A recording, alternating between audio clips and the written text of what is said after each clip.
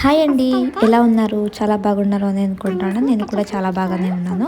So, ఈరోజైతే ఈ recipe try చేయండి అని చెప్తాను. పిల్లలకైతే మస్ట్ అండ్ షుడ్ పెట్టండి. సో, ఇది ఎగ్‌తో కూడిన ప్రోటీన్ అండి.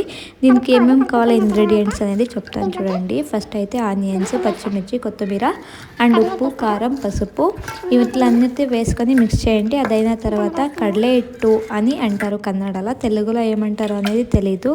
తెలిస్తే కమెంట్ చేయండి.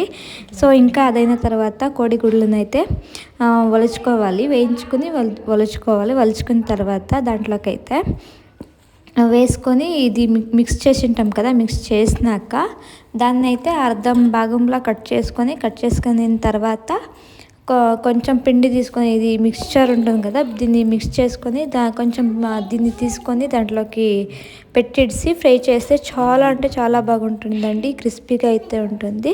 దీన్ని అయితే సాస్లో అంటే చిల్లీ సాసు ఏమన్నా సాస్లో ముంచుకొని తింటే చాలా బాగుంటుందండి. సో